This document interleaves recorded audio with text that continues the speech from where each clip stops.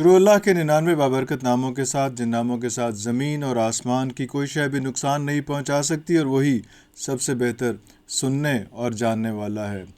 اصل میں میں اگر آپ کو ایک قصہ سناؤں، اور قصہ جو ہے وہ میرا اپنا ہے، ذاتی قصہ ہے، اور وہ قصہ یہ ہے کہ کوئی 30-35 سال پہلے ہم لوگ گلبرگ میں رہتے تھے۔ منی مارکیٹ تھی، اگر لاہور میں جو لوگ جانتے ہیں لاہور کو تو بڑا ایک امپورٹنٹ ایریا ہے لاہور کا، گلبرگ کا، منی مارکیٹ کا۔ اور ہمارے گھر سے اکراس دا روڈ جو ہے وہ ایک مسجد ہوتی تھی جہاں پہ نماز ہم پڑھتے تھے۔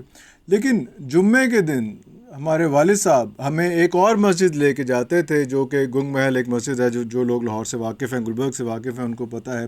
وہاں پہ علامہ احسان الہی ظہیر صاحب کا جمعے کا خطبہ ہوتا تھا، اور والد صاحب موٹر سائیکل پہ بٹھا کے ہمیں وہاں پہ ضرور لے کے جاتے تھے۔ ہمیں حیرت ہوتی تھی کہ بھی سارے جمعے ہم پڑھ رہے ہیں، جو ساری نمازیں پڑھ رہے ہیں ہم ایک بالکل کراس روڈ والی پہ، لیکن جمعے کے لیے کیوں لے کے جاتے؟ پھر تھوڑا سا شعور آیا، پتہ چلا کہ وہ علامہ احسان الہی ظہیر صاحب کس رتبے پہ فائز تھے، اور کتنا بڑا کنٹریبیوشن وہ اپنا رینڈر کر رہے تھے اسلام کے لیے۔ اور آج میری خوش قسمتی ہے کہ ان کے صاحبزادے علامہ احسان الہی ظہیر صاحب ہمارے ساتھ بیٹھے ہوئے ہیں۔ سر بہت شکریہ آپ کے ٹائم کا، آپ کو ہم نے رمضان کے اندر زحمت دی، اور آپ کی محبت، آپ کا احسان کہ آپ تشریف لائے۔ والد صاحب کے ٹائم پہ آپ اس کی عمر کتنی تھی جب والد صاحب کی شہادت ہوئی؟ والد صاحب شادی میری عمر 15 سال تھی۔ 15 سال تھی؟ ارے! اور لیکن اس کے باوجود میں نے ان کو دیکھا بڑی کلوزلی ہے۔ اچھا، یعنی کہ کئی لوگ ایسے ہوتے ہیں نا کہ جن کو آپ کی زندگی کے اندر جن کے بڑے اثرات ہوتے ہیں، ظاہری بات ہے، تو آپ ان کو بڑا کلوزلی آبزرو کرتے ہیں۔ بس یہ والد نہیں صرف، بلکہ ان کی جو سوشل ایکٹیویٹیز تھیں اس کے لیے میں بڑا ان کو کین رہتا تھا۔ جو لوگ ان کو ملنے آتے ہیں ان کو بھی ان کی گفتگو سننے کی بھی کوشش کرتا تھا۔ جلسوں میں جانے کی ساتھ خواہش ہوتی تھی کہ میں چلا جاؤں ساتھ۔ تو جمعہ تو میں بلا ناگاہ انہی کے ساتھ پڑھتا تھا، وہیں پہ اسی مسجد جس کا میں نے ذکر کیا ہے، اسی مسجد میں۔ پہلے وہ چینی والی مسجد میں پڑھاتے رہے، بعد میں لارنس روڈ تشریف لے آئے تھے، تو وہاں پہ پھر پڑھتا تھا جمعہ ان کے ساتھ جا کے۔ تو جمعہ پڑھنے کا ایک بہت بڑا میرا ٹارگیٹ یہ بھی ہوتا تھا کہ جب میں جمعہ پڑھتا تھا تو اپنے آپ کو بڑا، یعنی کہ ایک اچھا اسپرچول فیلنگ میں کنورٹ ہوئی تھی میری طبیعت۔ ارے واہ! یعنی کہ اسپرچولی ایلیویٹ ہوتا تھا۔ بالکل۔ تو اس میں پھر یہ فیل کرتا تھا کہ یار چلو سارے کے سارے ہفتے کا جو تھوڑی ذہنی پرا گندگی الجھاؤ ہیں وہ سارے کا سارے دور ہو گئے۔ حالانکہ بچے میں اتنے ہوتے تو نہیں ہیں، لیکن اس کے باوجود کوئی نہ کوئی یہ سوچتا رہتا ہے بچہ بھی، اس کے اندر بھی ایک کیوریوسٹی پائی جاتی ہے مختلف چیزوں کے، تجسس تو ہوتا ہے۔ لیکن میں نے دیکھا وہ کافی بندہ جو ہے نا ایک دم فوکسڈ اس ہو جاتا تھا ان کی تقریر سننے کے بعد، اور وہ کافی مسائل جو ہیں وہ کافی الجھنے جو ہیں وہ سلجھ جاتی تھیں، وہ ختم ہو جاتی۔ ویسے بھی ایک بات ہے ان کے اندر دونوں چیزیں پائی جاتی ہیں، ریشنلٹی بھی تھی اور پھر ایموشنز بھی تھے۔ بالکل۔ تو ریشنلٹی بھی جو ہے نا آپ کے سوالوں کا جواب دیتی ہے، جو ایموشنلزم ہوتا ہے اس کے ساتھ آپ کے اندر ویسے ہی ایک آپ کی اسپرچوئل جو ہے نا ایلیویشن ہوتی ہے، وہ آپ کے کافی مسئلے جو ہیں وہ ریزالو ہو رہے ہوتے ہیں۔ والد صاحب چاہتے تھے کہ آپ بھی انہی کی طرح جو ہے اس فیلڈ میں آئیں اور وہ اس طرح سے دین کی تبلیغ کریں، کیونکہ آپ کے بھائی بھی ماشاءاللہ کر رہے ہیں، تو والد صاحب زیادہ آپ کو فوکس کر رہے تھے زیادہ، کہ ایک ہوتا ہے نا ایک لاڈلا ہوتا ہے کہ یار نہیں دو پتر نے، پر ایک ذرا تین بیٹے تھے، لیکن ایک بات ہے ہم یہ بات محسوس کرتے تھے کہ ہم نے اگر کبھی ان سے کوئی سوال کیا تو انہوں نے اس کو اگنور نہیں کیا۔ اللہ، تو ان کی جو ایج کی بات ہے 14-15 سال کی، انہوں نے اگنور کبھی نہ کیا، بلکہ بڑا اس کو نا پراپرلی ایڈریس کرتے تھے۔ تو ہم ان کی لائبریری کے اندر جو اردو سیکشن تھا نا، ویسے ان کی لائبریری میں زیادہ کتابیں عربی کی تھی، لیکن اس کے اندر جو اردو سیکشن تھا اس کو ہم درمیان میں سیرت صحابہ سے متعلق، سیرت نبوی شریف سے متعلق اس کو ہم جو ہے تھوڑا بہت ڈسکس یعنی دیکھتے رہتے تھے۔ تو ایکسپلور کرنے کے دوران کوئی سوال پیدا ہوتا تھا تو ان کے سامنے جو تھا رکھ دیتے تھے، تو بالکل جو نا بڑا اٹینٹیو ہو کر اس سوالوں کے جوابات دیا کرتے تھے، اور یوں محسوس ہوتا تھا کہ جس طرح ان کو اس بات سے جو ہے نا سیٹسفیکشن ہوئی ہے کہ ہم نے ان سے سوال کیا، اس کو پورے پراپرلی اس کو بتاتا یعنی جواب دیا کرتے تھے۔ اب جب آپ خود اس ممبر پہ، جمعے کے ممبر پہ بیٹھتے ہیں، کیا لگتا ہے، کیا فیل ہوتا ہے؟ سچی بات ہے کم مائیگی کا احساس ہوتا ہے، اور کئی بار تو یہ خیال آتا ہے کہ ہم اس ممبر کے قابل نہیں ہیں۔ میں سمجھتا ہوں دنیا کا سب سے سیکرڈ جگہ جو ہے ممبر رسول صلی اللہ علیہ وسلم پہ بیٹھنا اور متمکن ہونا ہے۔ دنیا کی تمام سیٹیں اس کے مقابلے میں ہیچ ہیں۔ اگر آپ اس جگہ کی یعنی کہ اس کی اہمیت کو پہچان جائیں یا اس کی جو تقدس کو پہچان جائیں، تو میں یہ بات سمجھتا ہوں کہ آپ اپنے ایک احساس ذمہ داری سے مامور ہو جاتے ہیں، اور آپ کو ایک برڈن بھی فیل ہوتا ہے کہ یار کہیں ایسی بات تو نہیں زبان سے نکل گئی جو خلاف حقیقت ہو۔ یہ ایک ممبر کی لائبلٹی ہوتی ہے آپ کے اوپر۔ بالکل۔ اور میں نے یہ بات بڑی دیکھی ہے کہ اللہ کا شکر ہے مجھے سینکڑوں کی تعداد میں کانفرنسوں سے ایڈریس کرنے کا موقع ملتا ہے، سالانہ بنیادوں کے اوپر بھی، اور ٹی وی پروگرام میں بھی آتے ہیں، دیگر سوشل میڈیا کے بھی پروگرام چلتے رہتے ہیں۔ لیکن جو ممبر رسول صلی اللہ علیہ وسلم میں بیٹھ کے خطبہ دینے کا جو ایک کیفیت ہے وہ سب سے جدا گانا ہے۔ اس کے اوپر انسان کے اوپر ایک ذمہ داری کا احساس ہوتا ہے، ایک لائبلٹی کا احساس ہوتا ہے، اور خدا نہ خواستہ کوئی ایسی بات زبان سے نکل جائے الفاظ کے اندر بھی جو پورا مفہوم کنوے نہ کر رہی ہو تو اس کے اندر بھی بندہ بڑی تشنگی سی محسوس کرتا ہے، اور بندہ کہتا ہے یار میرے جو الفاظ تھے وہ اس ریالٹی کو صحیح پروجیکٹ نہیں کر سکے جس طرح مجھے پروجیکٹ کرنا چاہیے تھا۔ واہ، محمد رسول صلی اللہ علیہ وسلم کے حوالے سے بات ہوئی، یہ سوال میرا کافی آگے ہونا تھا لیکن وہ اب ایسا موضوع آ گیا ہے۔ آپ کو ہم نے دیکھا، ایک اتفاق ایسا ہوا کہ ہم نے اکٹھے حج بھی کیا، اکٹھے تو نہیں لیکن میں بھی اس وقت حج کر رہا تھا جب آپ بھی وہاں پہ تشریف لے گئے تھے۔ آپ مدینہ منورہ میں جوتا نہیں پہنتے اور آپ کو بڑا مشکل ہوتا ہے، ڈر لگتا ہے جب آپ حضور کریم صلی اللہ علیہ وسلم کے روضے پہ حاضری جو آپ نے دینی ہوتی ہے، آپ کے لیے بڑا مشکل لمحہ ہوتا ہے۔ کیا کیفیت ہوتی ہے اور کیوں اتنا مشکل ہو جاتا ہے؟ میں یہ بات سمجھتا ہوں بیت اللہ شریف کے بعد مسجد نبوی شریف میں انٹر ہونے کا ایک اپنا ایک بڑا روب اور بڑا دبدبہ ہے، اور بندے کے دل میں خیال آتا ہے یہ مسجد نبوی کو کتنا اعزاز حاصل ہے کہ اس کے ممبر مبارک پہ نبی کریم صلی اللہ علیہ وسلم جلوہ افروز رہے، اور لوگوں کو کس طرح وہ رہنمائی فرماتے رہے، اور کس طرح ان کو تزکیہ نفس طہارت کی دعوت دیتے رہے، اور کس طرح ان کی عقائد کی اصلاح فرماتے رہے، اور کس طرح معاشرتی سیاسی حوالے سے ان کی تشنگی کو دور فرماتے رہے۔ پھر ان آنکھوں کو بھی رشک آتا ہے جن آنکھوں نے اپنے زندگی کے اندر حضرت رسول اللہ صلی اللہ علیہ وسلم کی چہرے کی زیارت کی تھی، تو ہم سمجھتے ہیں کہ یہ وہ کتنی خوش نصیب آنکھیں تھیں۔ اسی لیے اللہ تعالیٰ کے نبی صلی اللہ علیہ وسلم نے خود بھی فرمایا نا، خیر الناس قرنی ثم الذین یلونہم ثم الذین یلونہم، بہترین لوگ وہ ہیں جو میرے زمانے کے لوگ ہیں، اور پھر وہ لوگ بہترین ہیں جنہوں نے ان کو دیکھا، پھر وہ لوگ بہترین ہیں جنہوں نے ان سے ملاقات کی۔ تو میں یہ بات سمجھتا ہوں بڑے واقعی خوش نصیب لوگ تھے جنہوں نے اس مقدس چہرے کو دیکھا کہ جس کو خواب میں دیکھنا بھی ایک سعادت سمجھی جاتی ہے، انہوں نے حقیقت کی آنکھ سے اس کو دیکھا تھا۔ اب جب اس کے بعد آپ واپس ممبر پہ آ کے بیٹھتے ہیں، وہ سارا ماحول اور ساری چیزیں آپ کی آنکھوں میں ہوتی ہیں، اس کے بعد جب آپ بیٹھتے ہیں اور آپ جن لوگوں کو ایڈریس کر رہے ہوتے ہیں وہ کون سے لوگ ہیں، وہ کیوں اس اتنے بڑے اتنے معتبر دین کے حامل لوگ ہیں سب، لیکن ان کو بار بار ایڈریس کرنا پڑ رہا ہے ہمیں، بجائے اس کے کہ ہم جا کے مختلف قوموں کو، مختلف مذہبوں کو ہم جا کے ایڈریس کریں، وہ ساڑھے کو اپنے بندے نہیں سنبھالے جا رہے ہیں۔ دیکھیں بنیادی طور پہ بات یہ ہے کہ اللہ نے قرآن میں کہا ہے وَذَكِّرْ فَإِنَّ الذِّكْرَىٰ تَنفَعُ الْمُؤْمِنِينَ، نصیحت کرو کہ اس سے اہل ایمان کو فائدہ ہوتا ہے۔ ایک ریویژن جو ہے نا، یہ انسانی فطرت کا حصہ ہے، انسان ریویژن کا طلبگار ہے، اگر یاد دہانی نہ کروائی جائے تو آہستہ آہستہ وہ چیزوں کو فراموش کرنا شروع کر دیتا ہے۔ اسی لیے اللہ تعالیٰ نے اتنا ٹائم اسپین نہیں رکھا 2 جمعوں کے درمیان، اگر آپ کچھ بھولتے ہیں تو آپ کو دوبارہ یاد دہانی کرنے کا موقع ملتا ہے۔ ویسے تو آپ کی تزکیہ طہارت کے لیے نمازوں کے درمیان بھی اتنا بڑا گیپ نہیں رکھا، ایک نماز اور دوسری نماز جب مسجد میں جاتے ہیں تو آپ کی بالکل یہ کیفیت ہوتی ہے کہ آپ کے دن ہوتا ہے یار میں نے پھر اللہ کے سامنے پیش ہونا ہے۔ بالکل تو اس پیشگی کا جو احساس ہوتا ہے وہ آپ کو کافی ساری برائیوں سے بچاتا ہے اور معروف کاموں کی آپ کو جو ہے موٹیویٹ کرتا ہے۔ تو جب آپ ممبر کے اوپر پہنچ جاتے ہیں تو ظاہری بات ہے آپ ایک خطبے کا حصہ تو آپ لوگوں کو دے رہے ہوتے ہیں، لیکن ایک اپنے حدیث دل بھی ہوتی ہے، آڈٹ بھی ہو رہا ہوتا ہے، ظاہری بات اپنے ساتھ بھی گفتگو ہو رہی ہوتی ہے، اپنے آپ کو بھی آپ ریفلیکٹ کر رہے ہوتے ہیں، تزکیہ نفس بھی ہو رہا ہوتا ہے، آپ دیکھ رہے ہوتے ہیں اپنے آپ کو کہ میں اس کے اوپر پورا اتروں کہ نہیں، کوالیفائی کرتا ہوں، ہاں میں کرتا ہوں کہ نہیں۔ پھر وہ جب باتوں کا بندہ کرتا ہے تو پھر کئی بار اپنی جو کم مائگی کا یا کم عملی کا احساس ہوتا ہے اسے دقت بھی طاری ہو جاتی ہے، پھر احتسابی کیفیت بھی پیدا ہوتی ہے، اور پھر انسان اپنے آپ کو کوشش بھی کرتا ہے کہ اپ ٹو دا لیول لے کے آئے، یعنی اپ ٹو دا مارک ہو۔ پھر بندے کے دل میں خیال آتا ہے کہ بندہ جو اپنے آپ کو اس لیول کے اوپر لے کے آئے جو ممبر رسول کا تقاضا ہے۔ تو سیرت النبی کو ہمارے یہاں پہ کم پڑھایا جا رہا ہے، ہم قرآن پاک پہ زیادہ فوکس کر رہے ہیں، وہ کرنا بھی چاہیے اس میں، لیکن جن حالات میں، جن سرکمسٹینسز میں جو سیاق و سباق تھا، جو ساری چیزیں تھیں، وہ سارا سیرت النبی سے ہمیں پتہ چلتا ہے، لیکن اس پہ ہمارا فوکس کم کیوں ہے؟ کیا ضروری نہیں ہے کہ بھی وہ ایک تو یہ تھا کہ پہلے نصاب کا حصہ ہی بن جائے، وہ بھی پولیٹیکل سچویشن ہوئی نہیں ابھی تک وہ کر پائے ہم لوگ، لیکن وہ جو سیرت النبی ہے اس کو کس طرح سے لازم کر دیا جائے کہ یار یہ ضرور پڑھنا ہے، یہ ضرور یہ عشق یہیں سے شروع ہوگا، پھر اس کے بعد قرآن۔ دیکھیں جی، محبت کے 3 ہی مراکز اصل میں تو ایک اللہ تبارک و تعالیٰ کی ذات ہے، ایک نبی کریم صلی اللہ علیہ وسلم کی ذات ہے، اور ایک جہاد فی سبیل اللہ ہے۔ تو زندگی کسی بھی سیگمنٹ میں آپ جو ہے نا جب آپ اسٹرائیو کرتے ہیں اللہ تعالیٰ کی رضا کے لیے، کفار کے ساتھ اس میں ویپنز بھی استعمال ہوتے ہیں، لیکن مسلمانوں کا ساتھ ڈائلاگ ہو رہا ہوتا ہے، اور فاسق و فاجر بھی جو لوگ ہوں چاہے دین سے دور بھی ہیں ان کے ساتھ بھی ڈائلاگ ہی ہونا ہوتا ہے۔ تو میں یہ بات سمجھتا ہوں ایک آپ کو اس لگن ہوتی ہے اپنے مشن کے ساتھ، ایک وابستگی، اور اللہ اور رسول سے جو آپ کی محبت ہوتی ہے وہ ایک لازوال محبت ہونی چاہیے۔ بلکہ میں آپ کو چھوٹا اس میں ایک چیز ہے، پوائنٹ جو ہے نا شاید آپ نے یعنی کم اس کو لوگ جو ہے نا فوکس میں لے کے آتے ہیں، میں آج ایک پوائنٹ آپ سے ڈسکس کرنا چاہتا ہوں۔ وہ یہ محبت 2 طرح کی ہوتی ہے، ایک حلال ایک حرام۔ حلال محبت والدین سے ہوتی ہے، آپ کے معاش سے ہوتی ہے، آپ کے روزگار سے ہوتی ہے، آپ کی چیزوں سے ہوتی ہے, آپ کی گاڑی سے ہوتی ہے, آپ کی یعنی کہ فیملی سے ہوتی ہے, جو آپ کا معاملات, جو آپ کی معمولات ہیں ان سے ہوتی ہے. ایک حرام محبت ہے جو غیر عورت سے ہوتی ہے, جو بت قدے سے ہوتی ہے, جو کمار سے ہوتی ہے, جوئے سے ہوتی ہے, رزق حرام سے ہوتی ہے. حرام تو بالکل حرام ہے نا, وہ تو بالکل حرام. جو حلال محبت ہے نا, اگر وہ بھی اللہ رسول سے تجاوز کرے وہ بھی حرام ہے.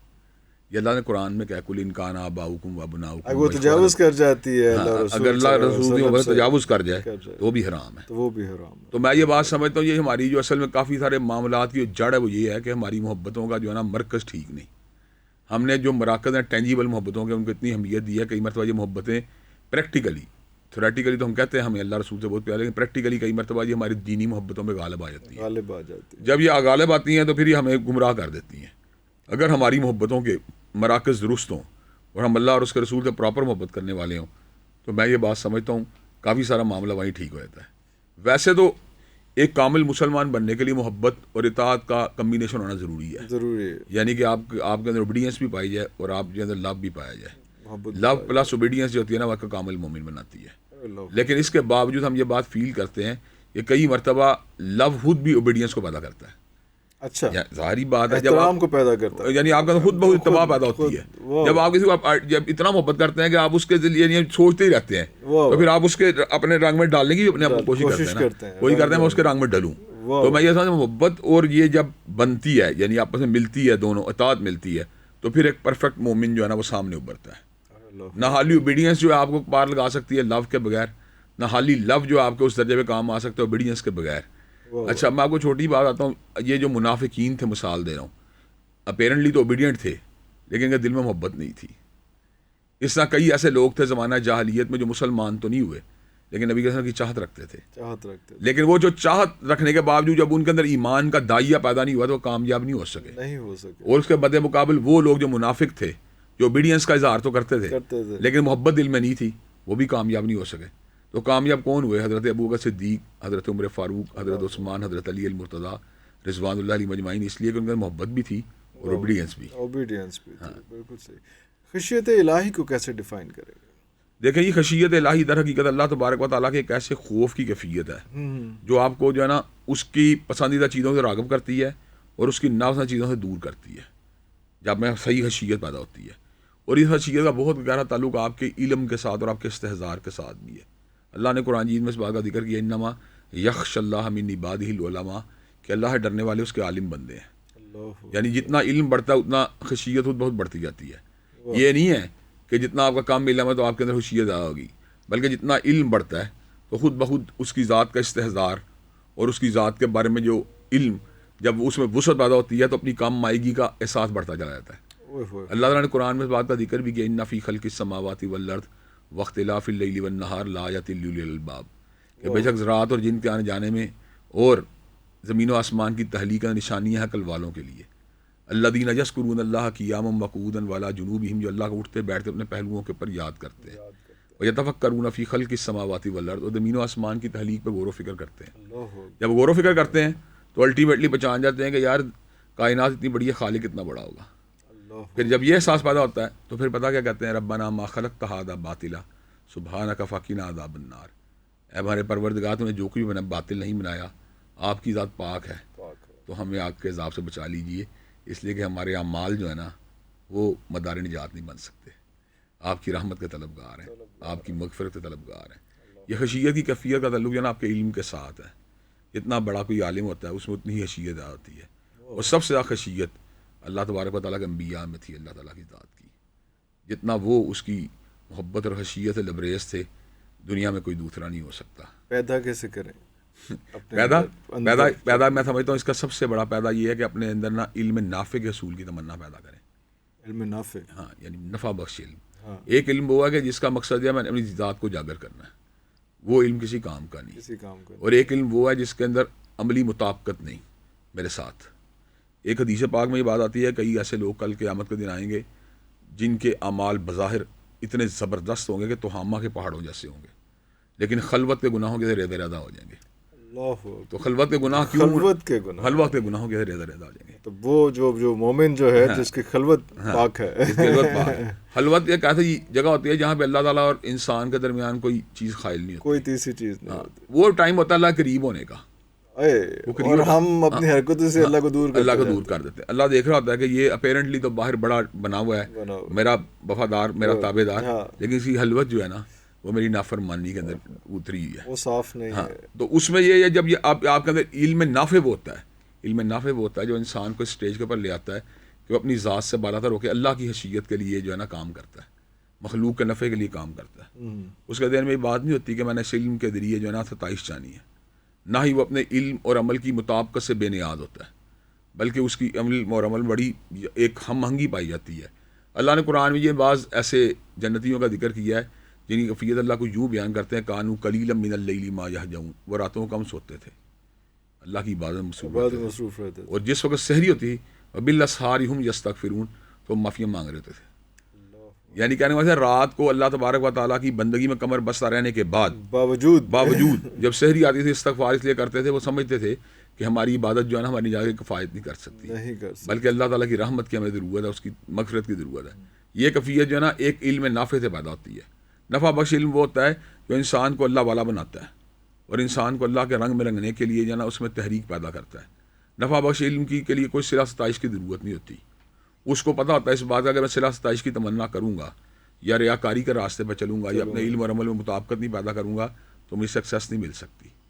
میں یہ بات سمجھتا ہوں, بلکہ آج آپ کو یہ بتانا چاہتا ہوں, یعنی اپنا ایک جو حاصل مطالعہ کا دور اس بات کو رکھنا چاہتا ہوں کہ دنیا کے اندر اس وقت جو یعنی کرنٹ ایج میں بھی کہہ لیں, انبیاء رسول اللہ کا مقام پہ تو دنیا میں کوئی جانے کا تصور بھی نہیں کر سکتا, وہ تو بہت اعلیٰ ہستی ہیں, لیکن ان کے نقش قدم پہ چلتے ہوئے کسی بھی عہد کے اندر سب سے بڑے لوگ علماء ہوتے ہیں, باعمل علماء.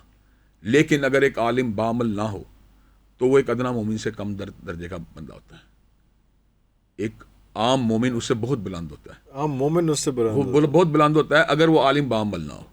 اگر عالم باعمل ہو تو واقعی ایک جو ہے نا قابل ستائش بھی ہوتا ہے, ایک رول ماڈل بھی ہوتا ہے, اور اس کے مد مقابل اگر وہ بے عمل ہے یا ریاکار ہے تو میں یہ بات سمجھتا ہوں کہ وہ ایک عام ادنا مومن سے بھی کم تر ہے.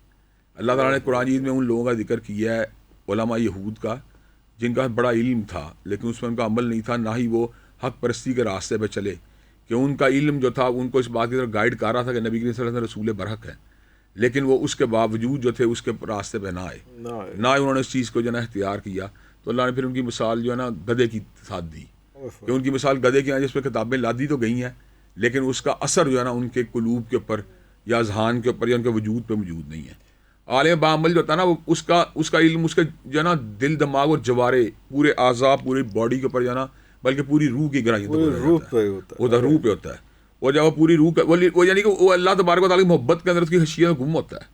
اس کو ہر لحظہ ہر لمحہ جو ہوتا ہے نا اس کی قوت جو خود احتسابی کی جو قوت ہے پورے عروج پہ ہوتی ہے, وہ ہر لمحہ ڈر رہا ہوتا ہے اللہ تعالیٰ سے کہ کہیں ایسا تو نہیں. یہ کریٹ کیا جا سکتا ہے یا یہ بس نہیں یہ محنت سے پیدا ہوتا ہے, محنت پیدا ہوتا ہے, یہ محنت پیدا ہوتا ہے. محنت سے مراد یہ کہ جب آپ مسلسل مطالعہ بھی کرتے ہیں, عبادات میں بھی انہماک ہوتا ہے, یعنی ایک مطالعہ استاد اس کا عبادات میں بھی انہماک ہوتا ہے, یا وہ اس میں دونوں چیزوں کا بیلنس رکھنا بڑا ضروری ہے. کئی لوگ ایسے ہوتے ہیں وہ بہت زیادہ مطالعہ تو کرتے ہیں لیکن عبادات کو اس درجے پہ نہ توجہ نہیں دیتے جتنی دینی چاہیے, اور کئی لوگ عبادات کرتے ہیں لیکن علم کے اس مدارج کو طے نہیں کرتے جو ان کی یعنی کہ جس سے وزڈم جو ہے نا مزید ان کی امپروو ہو. تو یہ دونوں چیزیں جو ہے ان کا بڑا ضروری ہے ایک عالم کی زندگی میں ہونا. وہ عالم جو کہ مطالعے کو بھی وقت دیتا ہے اور عبادات کو بھی وقت دیتا ہے, اس کے اندر یہ کیفیت پیدا ہو جاتی ہے. اور ایک بندہ جو عام بندگی بھی بتاؤں آپ کو, عام مومن کی بات بتاؤں, اگر وہ تہجد گزار ہوگا, اگر وہ اشراق کی نمازیں پڑھے گا, اگر وہ قرآن کی منزل سے تمسک کا اختیار کرے گا, حلال و حرام میں تمیز کرے گا, تو اس کے اندر یہ کیفیت پیدا ہوگی. اللہ تبارک و تعالیٰ لازماً اس کو اپنا راستہ دکھائیں گے. اس کو کوئی مرشد وغیرہ نہیں چاہیے کہ چاہیے ہوتا کچھ بھی نہیں چاہیے, کچھ بھی نہیں چاہیے, کوئی راستہ دکھانے والا. میں آپ کو چھوٹی بات اس کو آپ کو چھوٹی بات ہوں, اس کو جو ہے نا اگر کہیں پہ اس کو ٹھوکر لگنے کے چانس نظر آتے ہیں یا ابہام کا شکار ہوتا ہے, علماء سے پوچھ لے, اہل ذکر سے پوچھ لے. لیکن یہ بات نہیں ہے کہ ایک بات اگر مساعد نمازیں پڑھ تو نماز پڑھنے کے لیے کسی امام کی ضرورت تو ہوگی, باجماعت نماز پڑھنے کے ظاہری بات اس کے پیچھے نماز پڑھنی ہے. لیکن اگر اس کے اندر یہ بات سمجھ آ گئی کہ میں نے نمازیں پڑھنی ہے اور ان کو پڑھتا چلا جا رہا ہے, ان کے ذریعے اللہ کی قربت اس کو مل رہی ہے, وہ کنیکشن پکا ہوتا ہو جا رہا ہے. اللہ نے خود قرآن میں کہا نا والذین جاہدوا فینا لنہدینہم سبلنا, کہ جو میرے راستے میں جدوجہد کریں گے ان کا لازماً میں راستہ دکھاؤں گا. تو وہ خود ہی ایسے لوگوں کے ساتھ کنیکٹ ہوتے جاتے ہیں, اللہ تعالیٰ وہ کنیکشنز بناتا ہے. میں آپ کو چھوٹی بات ہوں, صحبت کے اثرات تو ایک مسلمہ حقیقت ہے, یعنی صحبت کے اثرات سے یا اہل علم کی کمپنی کے اثرات سے بے نیاز ہونا تو ویسے ہی درست اس لیے بات نہیں ہے کہ انسان کی جو صحبت ہوتی ہے وہی جو ہے نا اس کو آئیڈینٹیفائی کرتی ہے. یہ بڑا مشہور محاورہ انگلش کا, man is known by the company he keeps. یعنی وہ جس کمپنی میں آپ, میں چھوٹی بات کہتا ہوں, ایک بندہ جو ہے نا وہ سود ہو رہی کمپنی میں بیٹھا رہتا ہے, الٹیمیٹلی سود کی نفرت سے محروم ہو جائے گا. ایک بندہ جو شراب نوشن کمپنی بیٹھتا ہے, الٹیمیٹلی وہ منشیات کی نفرت نہیں رہے گی, نہیں رہے گی, وہ اس کے لیے کامن چیز ہو جائے گی, کامن چیز عام ہو جائے گی. اچھا, اسی طرح میں یہ بات سمجھ, جب ایک ایسا بندہ جو اہل تقویٰ کے قریب رہے گا, اہل دین کے قریب رہے گا, علماء کے قریب رہے گا, تو اس کے اندر جو ہے نا معمولی باتوں کے بارے میں بھی جو ہے نا وہ اپنا احتساب کی قوت پیدا ہو جائے گی. وہ کہ سوچے گا یار زندگی کی حقیقت کیا ہے, یار چند روز زندگی ہے, میں نے اللہ کے پاس پلٹ کے جانا ہے. اور اس کے اندر جو ہے نا سب سے بڑی بات یہ ہوتی ہے جو فکر آخرت ہے, اللہ تعالیٰ کی خشیت کے بعد آخرت کا جو فکر ہے نا, یہ انسان میں بڑی تبدیلی پیدا کرتا ہے. کیونکہ آخرت کا ایک ایسی حقیقت کا نام ہے جس سے ہر انسان نے جس کو دو چار ہونا ہی پڑنا ہے. کس کے دادا نانا جو ہے زمین پہ زندہ نہیں, لیکن آخرت کا ہم یہ کانسیپٹ تو ہے, جس طرح سے یہ کہا کہ آپ نے محبت تو بڑی زبردست ہے اللہ تعالیٰ سے, لیکن وہ اس کو فالو کرنا, حضور صلی اللہ علیہ وسلم کے اسوا کو فالو کرنا وہ نہیں ہو پا رہا ہم لوگوں سے. اسی طرح سے آخرت کے بارے میں ہمیں کتابوں میں سب کچھ پتہ ہے, مسلسل پڑھ رہے ہیں, لیکن اس کو ڈائجسٹ کرنا اور اس کا احترام کرنا اور اس کے لیے تیاری کرنا یہ ہمیں کہیں نظر نہیں آ رہا. یہ کس طرح سے ہوگا؟ اچھا, چھوٹی بات اصل بات ہوتی ہے کہ اللہ نے قرآن میں یہ نا ان چیزوں کو دو متضاد, ایک لحاظ سے دو پولز کے طور پہ ذکر کیا, یوں کہہ لیں اپوزٹ پولز, دو پولز کا ذکر کیا, ایک دنیا کی محبت, ایک آخرت کی محبت. ان دونوں کے درمیان اللہ بار بار ریوائز کرواتے ہیں, بل تؤثرون الحیات الدنیا والآخرۃ خیر وابقیٰ. تمہیں تو دنیا کی زندگی متاثر کرتی ہے, دنیا کی زندگی ہمارے لیے اہم چیز ہے, حالانکہ آخرت بہتر بھی ہے اور باقی رہنے والی بھی ہے. اس کو اللہ تعالیٰ ریمائنڈ کرواتے ہیں. پھر ایک اور مقام پہ اللہ نے کہا فاما من طغیٰ وآثر الحیات الدنیا فإن الجحیم ہی المأویٰ.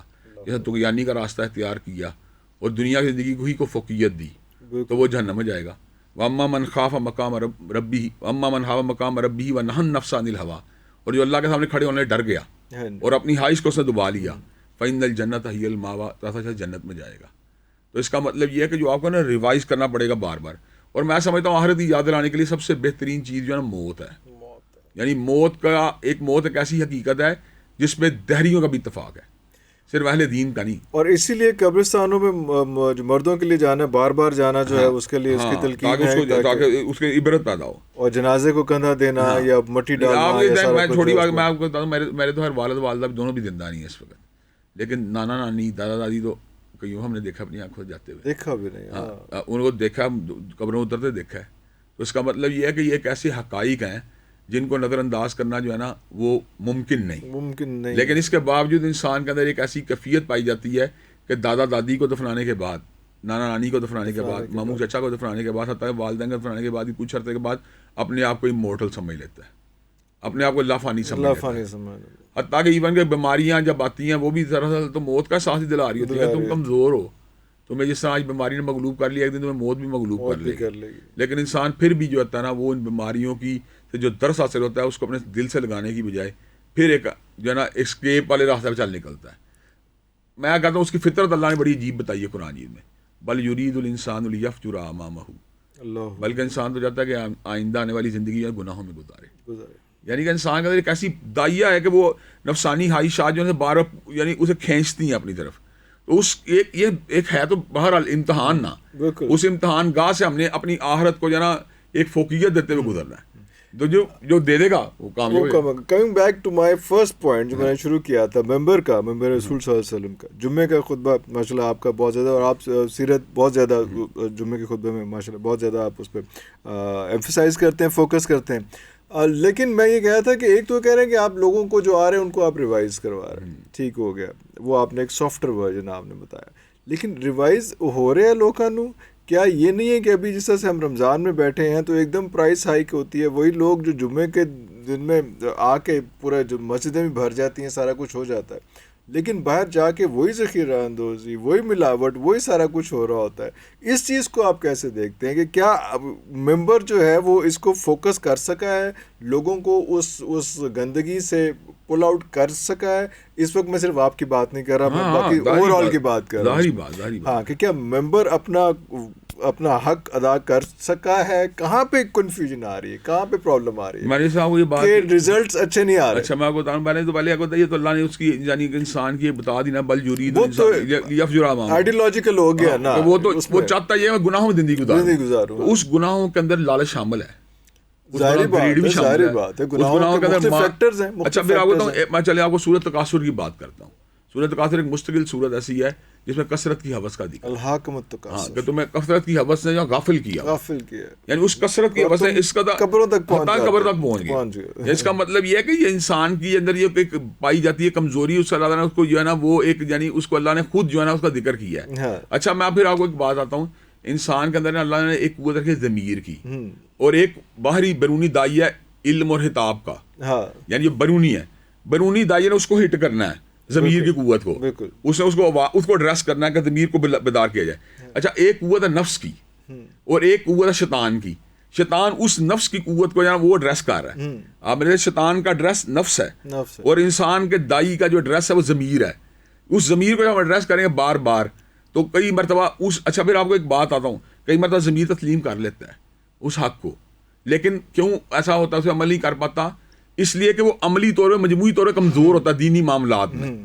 اس کے اندر جو کمزوری پائی جاتی ہے اس کے اندر اس ول پاور کو پیدا نہیں ہونے دیتی جس ول پاور کے ذریعے وہ اس کمزوری کو قابو پا سکتا ہے. میں آپ کو بتاتا ہوں, دیکھیں میں نے اس کو کہا یار یہ تم جو ہے نا یہ ملاوٹ نہ کرو.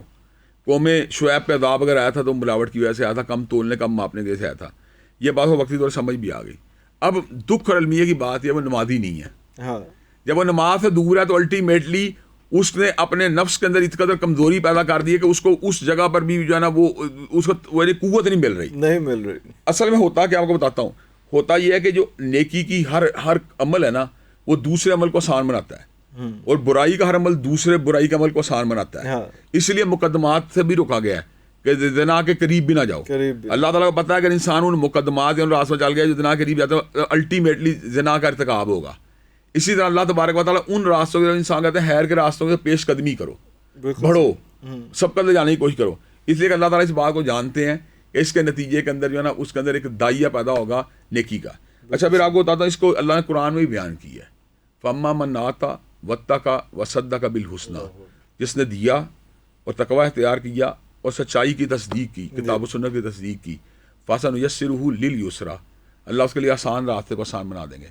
وَأَمَّا مَنْ بَخِلَ وَاسْتَغْنَى وَكَذَّبَ بِالْحُسْنَى فَسَنُيَسِّرُهُ لِلْعُسْرَى, اور جس نے جو ہے نا بخل کا راستہ اختیار کیا, اعراض کیا اور تکذیب کی سچائی کی, تو اللہ کا فَسَنُيَسِّرُهُ لِلْعُسْرَى, ہم اس کے لیے مشکل راستے کو آسان بنا دیں گے. یعنی مشکل راستے میں دوزخ کا راستہ, گمراہی کا راستہ اس کے لیے آسان بن جائے گا. اس کا مطلب ہے اس کے وہ اعمال جو اس کے اندر ایک قوت پیدا کر سکتے ہیں, چونکہ ان اعمال سے مجموعی طور پر دور ہے. اچھا پھر آپ کو ایک اور اس کے اندر ایک یعنی کہ اس کو جو تقویت دینے والی میں آپ کو ایک اثر سناتا ہوں قرآن سے ہی. اللہ تعالیٰ فرماتے ہیں ان الحسنات یذہبن السیئات, بے شک نیکیاں برائیوں کھا جاتی ہیں. اس کا مطلب یہ ہے کہ اگر آپ چاہتے ہیں کہ آپ کی زندگی کے اندر ایک ٹھہراؤ پیدا ہو اور نیکیوں کے اوپر ایک جماؤ پیدا ہو, اور آپ ان تمام کے تمام اعمال کو بجا لائیں جن سے اللہ تبارک و تعالیٰ کی جو ہے نا تابع داری ہوتی ہے, تو آپ کو نیکیوں کے اوپر مداومت کو اختیار کرنا چاہیے. اچھا, اور اس کے مطلب اگر آپ چاہتے ہیں کہ آپ برائیوں سے دور رہیں اور ان کے اندر آپ کو جماؤ پیدا ہو اور آپ کا نفس جو ہے ان کے مقابلے کے اوپر آسان نہ بنے بلکہ ان کا طاقت ایک پیدا ہو, تو اس کے لیے آپ کو چاہیے برائیوں سے دور رہیں. جب آپ یہ دونوں کام کریں گے تو الٹیمیٹلی پھر آپ کے اندر وہ چیز پیدا ہوگی. اب وہ خطبہ سننے کے بعد باقی چونکہ اس کی پوری لائف جو ہے وہ دین سے دور ہے, اس لیے اس میں وہ قوت نہیں پیدا ہو رہی, وہ چوٹ لگ رہی ہے لیکن وہ قوت نہیں پیدا ہو رہی جو اس کو اس جگہ پہ لے جائے جہاں پہ جا کے بالکل سیدھا ہو جائے, منافع خوری سے باہر آ جائے, ذہیر اندوزی سے باہر آ جائے, اور لوگوں کی خیر خائی والے جذبات اس میں پیدا ہو جائے. یہ تب اس میں پیدا ہوں گے جس وقت اس کے اندر یہ ایک داعیہ پیدا ہوگا نیکی کا, اور داعیہ پیدا ہوگا مسلسل اعمال سے. آپ بتائیں اللہ نے قرآن میں کبھی حوالی ایمان کا ذکر کیوں نہیں کیا؟ ان الذین آمنوا وعملوا الصالحات, ہمیشہ عمل صالح کا ذکر ذات کیا. عمل صالح کا ذکر اس لیے ساتھ کیا کہ عمل صالح جو ہے نا انسان میں ایمان کا جماؤ پیدا کرتا ہے اور ایمان کی تقویت کا سبب ہے. اچھا میں آپ کو بتاتا ہوں, میں نے کئی ایسے لوگ دیکھے ہیں جو یہ بات کہتے ہیں کہ ہم جو ہے نا شہوانی گناہوں سے بچنا چاہتے ہیں لیکن اپنی نظر کی حفاظت نہیں کر پاتے. پھر وہ یہ کہتے ہیں کہ ہم بے راہروی کے راستے پہ چل نکلتے ہیں, پھر ہم سے بڑے بڑے گناہ بھی ہوتے ہیں. تو اس وقت پھر میرے جیسے بندے جو یعنی کہ تھوڑا بہت قرآن و سنت کو سمجھنے والے ہیں ان کو اس بات کی تلقین کرتے ہیں کہ آپ ذکر الہی کریں. جب آپ کثرت ذکر کریں گے تو خود بہت آپ کا استحضار اور کنیکشن جو کہ اللہ کی ذات ہے جو ہے نا جب مضبوط ہوگا تو الٹیمیٹلی آپ کے اندر یہ دائیا پیدا ہوگا کہ آپ کہیں گے نہیں میں نے یہ کام نہیں کرنا. ذکر شروع کر دیں اور اس میں سارا اس میں ذکر میں آپ جب ثبات اختیار کریں گے. اچھا اللہ نے قرآن میں ذکر کثیر کا ذکر کیوں کیا ہے؟ ہر عبادت کے اندر اعتدال کا ذکر ہے، لیکن جب ذکر کی باری آئی ہے نا تو ہمیشہ کثیر کا ذکر ہے. یا ایھا الذین آمنوا اذکروا اللہ ذکرا کثیرا وسبحوہ بکرۃ واصیلا. صبح شام اس کی تسبیح بیان کرو، کثرت ذکر کرو. اس لیے کہ انسان جو ہے نا جب کثرت سے اللہ کا ذکر کرے گا تو اگر چھوٹی بات ہو جو ذکر ہوتا ہے نا اصل میں یہ کمال محبت کی علامت ہوتی ہے. جب انسان کسی کو بہت پسند کرتا ہے اس کا ذکر خود بہت زبان سے نکل پڑتا ہے، چاہے بیٹا ہو، چاہے بھائی ہو، چاہے باپ ہو، چاہے دوست ہو، اس کا ذکر اس کی زبان سے نکلے. دل میں دماغ میں پھر وہی چل رہا ہوتا ہے. لیڈر ہو ایون اس کا ذکر کرتا ہے تو وہ بار بار اس کا محبت یعنی اس کی ابلتی ہے. اللہ تعالیٰ نے نا انسان کو دو راستے دکھلائے ہیں اپنے سے کنیکشن کے، دونوں ہی بڑے زبردست ہیں. ایک دعا کا راستہ اور ایک ذکر کا راستہ. جو ذکر کا راستہ نا یہ کمال محبت کی علامت ہے، اور جو دعا کا راستہ ہے کمال عاجزی کی علامت ہے. جب انسان بالکل بے بس ہو جاتا ہے نا کسی کو چاہتا ہے یار میری ہیلپ کر دے، یار میری مدد کر دے. اب یہ کمال بندگی، اللہ تو میری مدد کر دے، اللہ تعالیٰ تو مجھے راستہ دکھا دے. یہ کمال بندگی ہے. اور دوسرا یہ ہے لا الہ الا اللہ کا ذکر ہو رہا ہے، سبحان اللہ الحمدللہ ولا الہ الا اللہ واللہ اکبر کا ذکر ہو رہا ہے. جب وہ مسلسل ذکر ہوتا ہے تو اس کے اندر ایک محبت کا اظہار ہوتا ہے. اب آپ یہ بتائیں اللہ نے خود فرمایا فاذکرونی اذکرکم، تم میرا ذکر کرو تمہارا ذکر کروں. جب اللہ تعالیٰ اس کا ذکر کرے گا آپ خود بتائیں پھر اس میں وہ کیفیت پیدا ہوگی نا. جب اللہ اس کا ذکر کرے گا اللہ کو اس کو بدکاری کے قریب جانے دے گا؟ نہیں جانے دے گا، نہیں جانے دے گا. اللہ تعالیٰ اس کو گناہوں کی طرف ڈائیورٹ ہونے دے گا. اس کا مطلب یہ کہ یہ یہاں سے آغاز ہوتا ہے سفر کا کہ آپ نے اعمال صالحہ کرنے ہیں. آپ نے اعمال صالحہ ذکر بھی شامل ہے، دعا بھی شامل ہے. جب آپ ان راستوں پہ چلیں گے تو اللہ تعالیٰ آپ کو خود بہت برائیوں سے بچائے گا. ایک طرف تو بات ہوئی اسے الحاکم التکاثر والتزلزل مقابل ہوا. ایک اور بھی ساتھ ہے کہ والتین والزیتون وطور سنین وہذا البلد الامین. 4 قسمیں اللہ تعالیٰ نے کھائے یہ بتانے کے لیے کہ لقد خلقنا الانسان فی احسن تقویم. اس کو کیسے ڈیفائن کریں گے؟ اللہ نے 4 قسمیں کھائی ہیں لیکن یہ بات کا پہلے حصے سے متعلق صرف بات نہیں ہے، اس کے بعد والے حصے سے متعلق بھی ہے. اللہ کا پھر میں اس کو سب سے نیچوں سے نیچا کر دیا، پھر اس میں ایکسیپشن نے گرایا. لیکن ان لوگوں کو اپنے اس احسن تقویم کے منصب فائدے رہنے دیا. کن کو؟ الا الذین آمنوا وعملوا الصالحات، جو ایمان اور عمل صالح کے ساتھ چلے. تو اصل میں یہی ہے کامیابی کی چیز ہے. ان کے لیے اجر ہے جو یعنی لامتناہی اجر کا پھر ذکر کیا گیا. اچھا یہاں پہ پھر تھوڑا اثر میں غور کر لیں، وہاں بھی یہی بات ہے. ایمان عمل صالح اور ایمان اور عمل صالح کے ساتھ حق بات کی وصیت، اور حق بات کے ساتھ جو چوتھی بات ہے وہ بھی انٹیگریٹڈ ہے کہ صبر کی وصیت. اور اتنی ڈائریکٹ اتنا ایک 1 پوائنٹ ایجنڈا جو ہے وہ تو وہ 4 نکات ایمان اور عمل صالح، اور پھر اپنے تک نہیں رہنا، آگے بھی بلا کرو، آگے پھیلاؤ. اور جب پھیلاؤ گے تو پھر رکاوٹیں آئیں گی. جب پھیلاؤ کی بات ہوگی رکاوٹیں آئیں گی. کوئی برا بلا کہے گا، کوئی تانا دے گا، کوئی دشمنی پہ آ جائے گا، حسد پہ آ جائے گا، کوئی لیگ پولنگ پہ آ جائے گا، کوئی مختلف طرح کے آپ کو تانے دے گا. تو اللہ نے کہا یہ جو تواصو بالحق ہے تواصو بالصبر بھی کرو، جو ہے صبر کی وصیت بھی کرو. اس لیے کہ تم حق کی جب دعوت دو گے تو صبر کے ساتھ مشروط ہے، اس کا جڑا ہوا ہے، اس کو آپ اسے کاٹ نہیں سکتے. جس طرح ایمان اور عمل صالح کو اپنے تک رکھنا نہیں ہے بلکہ تواصو بالحق یعنی اس کے حق کی وصیت بھی کرنی ہے، آگے بھی اس کو ابلاغ بھی کرنا ہے اس کا. اسی طرح اللہ نے یہ بات کہی ہے اس کا ابلاغ جو ہے نا وہ پھر مصائب سے جڑا ہوا ہے، مشکلات سے جڑا. ہاں جب تک ایمان عمل صالح تھا نا اس وقت تک پھر بھی گزارا ہو رہا، اس وقت ابھی تک وہ تکالیف کا حملہ کب ہوگا جب ابلاغ ہوگا. بالکل جب میں آپ کو یہ بات کہوں گا یار تم یہ کام جو کر رہے ہو نہ کرو تو پھر آپ کو چیلنج ہوگا، پھر ایکشن آئے گا، پھر آپ اس کو ریئیکٹ کریں گے. اچھا سارے ہی خوش رہنا کوئی فرق پہنا ہے اس میں. تو یہ ایک وجہ تھی جس کی وجہ سے آپ نے میرے بڑا مزہ آ رہا ہے کیونکہ کنیکشن میرے کویسچنس جڑتے جا رہے ہیں، کیونکہ یہ وہ وجہ تھی جس کی وجہ سے آپ بھی اور آپ کے والد صاحب بھی ممبر کے علاوہ جو ہے وہ پالیٹکس میں بھی انوالومنٹ ہوئی. ابھی بھی آپ کی پالیٹکس میں پوری جماعت ہے اور سارا کچھ ہے اس میں. وہ تو ایک ٹائم لگے گا obviously سکسیزفل ہونے میں جیسے بھی ہے، لیکن وہ یہ اس وجہ تھی کہ یہ صرف ممبر سے نہیں ہو پا رہا ہے تھوڑا سا. اصل میں چھوڑی بات کرتا ہوں اسلام کے جب ہم جس وقت پڑھتے ہیں اس کی روح تو اس کے اندر یہ نہیں ہوتا کہ آپ نے صرف اور صرف یہ جانا آپ نے اس کے اندر دین کی دعوت تک رہنا ہے، بلکہ آپ نے معاملات کی اصلاح کے لیے اپنا کردار ادا کرنا ہے، ان کنٹرول بھی آنا ہے. ان کنٹرول بھی آنا ہے. آپ نے اس کے اندر ان چیزوں کو جو ہے نا ان کو ریکٹیفائی کرنے کے لیے کنٹرول میں لینی ہے، کبھی کوشش کرنی ہے. تو آپ اس کوشش میں کب سکسیسفل ہو، اللہ کی مرضی ہے، لیکن آپ نے اس ڈائریکشن میں موو ضرور کرنا ہے. وہ چھوڑ نہیں، آپ نے چھوڑ نہیں دینا. آپ نے یہ ہاتھ پہ آدھا کرنے یا جو بدی قوتیں جاتی ہیں چاہتی رہے. میں جمعہ پڑھاتا ہے بس میری آپ نے اپنا فلیگ درمیان لے کے آنا ہے کہ یار میں بھی یہ گل کر رہا ہوں، ایفرٹ کرنی ہے، ان کو آپ نے چیلنج کرنا ہے، ان کو فیوٹ کرنا ہے آپ نے. اللہ اکبر. تو یہی ایک وجہ تھی اس میں. بالکل یہی وجہ ہے، یہی وجہ ہے. کیونکہ اب ویسے بھی دیکھا جائے تو ایک ہمارے اور دوست ہیں وہ یہ کہتے ہیں کہ جو آپ ٹی وی پہ ٹاک شوز دیکھتے ہیں، پولیٹیکل شوز دیکھتے ہیں، وہ بھی ایک اسلامی شوز ہیں، کیونکہ صرف وہ دین نہیں ہے، یہ دنیا کو سیدھا کرنا اور وہ انٹرنیشنل افیئرز اور سارا کچھ جو ہے وہ بھی اتنا ہی امپورٹنٹ ہے جتنا. لیکن ہمارے عام طور دیکھا گیا کہ اس کی آؤٹ لک ہے، وہ ہماری یہاں پہ وہ دنیا داری میں بنی ہے، اس کو اس آؤٹ لک کو بھی کتاب و سنت کا تابع ہونا چاہیے. مثال دے رہا ہم یہ ایک بات کر رہتے ہیں یار عورتوں کے حقوق کے لیے عورت مانج نکالا جا رہا ہے. یار یہ تو بتاؤ وہ حقوق مان کون سے؟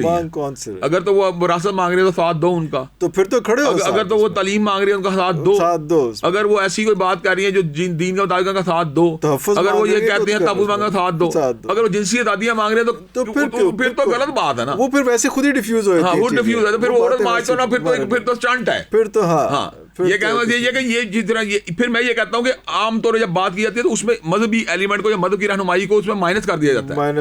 اس میں ایک عمومی بات شروع کر دی جاتی ہے، جی نا حقوق نہیں مل رہے، جی نا حق دیو، جی کیا حق، یار آئیڈینٹیفائی تو کرو. شاید گھما دیا جاتا ہے، گھما دیا، پروپیگنڈا کیا جاتا ہے. ورنہ وہ کوئی اتنا کوئی غلط نہیں ہے اگر ان کی بیسک وہ جو نیڈز دیکھیں تو اگر تھیم صحیح ہو، لیکن آپ یہ بات لکلی تھیم صحیح نہیں ہے، جس کے اوپر عام طور فوکس کیا جاتا ہے. اب میرا جسم میری مرضی کا نعرہ کتنا فضول تھا، وہ تو پھنسیں گے نا. یعنی اگر یہ سنا رہا ہے کہ عورت مانج تو یہ تو فضول ہے. لیکن یہ میرے خیال 20% ہے، باقی سارے تو مین صحیح باتوں پہ. کچھ اور بات کہنا چاہ رہا ہوں، وہ جو صحیح باتیں ہیں ان کو تو فوکس دینا بکار ہے. جو اسٹیک ہولڈر ہیں آئے ان کے نتیجے چیزیں اہم ہیں یا نہیں ہے، ان کے نتیجے کوئی اہمیت نہیں. وہ تو ہر وقت یہی کہہ رہے ہوتے ہیں جی نکاح ہو گیا، جی انو ختم کرو، جی مردوں کی غلامی کو ختم کرو، جی ابھی برابری چاہتے ہیں. یار کیا تم برابری چاہتے ہو؟ تمہارا اللہ تعالیٰ نے ایک الگ میدان میں رہا، ہمارا ایک الگ میدان میں رہا، کون سی برابری؟ اور ڈیفائنڈ ہے، کوئی کنفیوژن نہیں ہے. تمہاری ہم نہیں لے سکتے، کوئی بھام نہیں ہے. یا تو ہم تو میں کہہ رہا ہوں ہم تمہاری جگہ لینا چاہتے ہیں، ماں کے باپ لے سکتا ہے کیسے؟ سمجھنے کی بات ہے. اب یہ کہنے کا مقصد یہ ہے کہ برابری کون سی برابری؟ اللہ نے جہاں تمہیں فضیلت دی ہے تمہیں دی ہے، جہاں مرد کو دی ہے مرد کو دی ہے. جو مرد کے لیے مثال اب گھر ہے اس میں اللہ نے شوہر بیوی کے اندر جو ہے نا decision power, ultimate decision power. ایسا تو بیوی کا بھی حق ہے اتنا ہی جس طرح مرد کا ہے. وَلَهُنَّ مِثْلُ الَّذِي عَلَيْهِنَّ بِالْمَعْرُوفِ وَلِلرِّجَالِ عَلَيْهِنَّ دَرَجَةٌ. دونوں کے حقوق ہیں، لیکن سوچنے کی بات ہے کنفلکٹ ہو گیا، اب اس کو ریزالو کیسے کرنا ہے؟ اب دونوں کی اتھارٹی برابر تو نہیں ہو سکتی، ڈیسائیسو اتھارٹی کسی ایک کو دینی پڑے گی.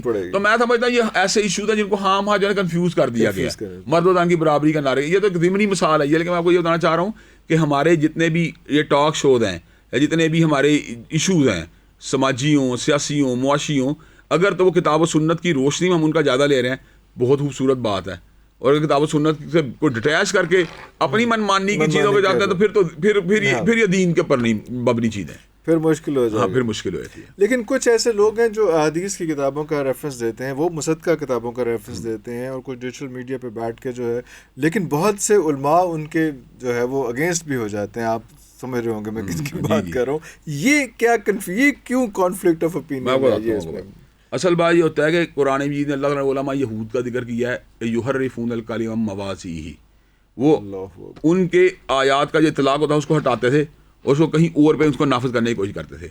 احادیث کے اس مفہوم کو جو کہ صدیوں سے سمجھا جا چکا ہے اور جو ڈیفائنڈ ہے، اس کو ایک نیا رنگ دینا جس سے کہ اس مفہوم کی مکمل مخالفت ہوتی ہو جو صدیوں سے جاری ہے. تو الٹیمیٹلی پھر ہمیں اس کی مخالفت کرنی پڑے گی. ہم جب یہ بات محسوس کریں گے یار اس کے نتیجے میں جو ٹیکسٹ تو ٹھیک ہے لیکن کنکلوژن غلط ہے. اب کنکلوژن کے لیول کے اوپر ٹیکسٹ اور کنکلوژن کے درمیان جو ایک ہم آہنگی ہونی چاہیے، اس ہم آہنگی کو پرکھنے کے لیے یا اس تک پہنچنے کے لیے آپ کی علمی سطح اس لیول پہ ہونی چاہیے جو کالم کی سطح ہے. جب آپ ایک لے مین کی صورت دیکھتے ہیں کئی مرتبہ آپ کو وہ انٹرپریٹیشن بھی بڑی اپیل کاری ہوتی ہے جو ایسے بندے کاری ہوتے ہیں جن کو علماء اپوز کرتے ہیں. تو علماء اپوز اصل میں ان لوگوں کو نہیں کرتے، علماء اپوز ان کی اس رائے کو کرتے ہیں جو رائے صدیوں سے جاری تسلسل کو بالکل جو ہے نظر انداز کر کے ایک نیا راستہ دے رہی ہوتی ہیں، اور جس راستے کے اندر اسلام کے اس فنڈامنٹل کنسیپٹ کے اوپر ضرب بھی لگ رہی ہوتی ہے. مثال دے رہا ہوں، عقیدہ ختم نبوت کے جو منکرین ہیں وہ علماء کے نزدیک جو ہے نا عام کافروں سے زیادہ بدتر ہے. لیکن ایسی بات کہنا یار وہ رسول کریم صلی اللہ علیہ وسلم کی ذات پہ تو ایمان رکھتے ہیں نا، وہ کافر تو رسول کریم کی ذات پہ بھی ایمان نہیں رکھتے، یہ لاجیکل کوئی ایسی بات تھوڑی سی اپیل کر سکتی ہے. لیکن یہ اس اسلام کی اسپرٹ کا تھا، یہ بات ہم مانگ نہیں ہے. تو اس لیے علماء پھر یہ بات کرتے ہیں یار جو کنکلوڈ کرنے کی کوشش کی ہے اپیرنٹلی اس میں چاہے کوئی بدن بھی ہو لیکن یہ در حقیقت بدن نہیں ہے بلکہ لوگوں کو کنفیوز کرنے کی یہ کوشش ہے. یہ وہ چیزیں جن کی بنیاد کے اوپر ہم یہ بات سمجھتے ہیں کہ ایسی انٹرپریٹیشن جو کہ اس انٹرپریٹیشن کے یکسر خلاف ہو جو صدیوں سے علماء سمجھ چکے ہیں اور صدیوں سے امت میں اسٹیبلش ہے، اور اس کو ریفیوٹ کرنا صرف عقلی ایک یعنی کیسا ایک نریٹو پیش کر کے جس میں عقل کا تو کچھ اپیل موجود ہو لیکن علم کی اس میں مخالفت ہوتی ہے، اس لیے علماء ان کی بات کو مخالفت کرتے ہیں. ادروائز حدیث سے ریفرنس دے کے وہی مفہوم اخذ کرنا جو حدیث کا بنتا ہے اس کو تو کوئی عالم جو ہے نا وہ اس کو کبھی بھی کنڈیم نہیں کر سکتا، کوئی چیلنج نہیں کرے گا، کوئی نہیں چیلنج کر سکتا. تو آپ یہی کہیں گے کہ یہ لوگ جو ہیں پھر ان کے ساتھ کیا کیا جائے؟ ان کو ایسے ہی ہر باری ان کو چیلنج کرنا پڑے گا ہر چیز میں؟ اتنا اوپن میڈیا ہو چکا ہے، چھوٹی بات ہو یہ میڈیا کا آپ کو پتہ ہے اس طرح کے اتنے لوگ ہیں وہ جب بھی کبھی چیلنج کا سامنا کرنا پڑا فرار ہوئے ہیں. وہ اس کے کیا انہوں نے ہمیشہ فرار ہی اختیار کیا. جب انہوں نے فرار اختیار کیا تو ہم انہیں کیا کہیں؟ ایک بندہ کسی عالم میں بیٹھنے کے تیار نہیں، ہر باری فرار ہو جاتا ہے، تو پھر الٹیمیٹلی بات سمجھ نہیں پڑے گی نا کہ وہ ایک ایسی بات کر رہا ہے جو خلاف حقیقت ہے. اچھا، مولانا احسان الہی ظہیر رحمۃ اللہ علیہ بڑا دھیما مزاج تھا. میں نے جتنے بھی جمعے، بہت سے جمعے میں نے وہاں پہ اس میں کیا، اس میں تو اس وقت خیر اتنا مجھے اندازہ بھی نہیں تھا، لیکن مولانا ابتسام الہی ظہیر اتنا اگریسو کیوں ہے؟ علامہ شہید کے جو دروس تھے نا ان میں ایک دھیما بن پایا جاتا تھا، لیکن جو ان کے سیاسی یا دیگر معاملات کے اندر ان کا جو اوپینین تھا اس میں بڑا وہ ہارڈ لائنر تھے خود بھی.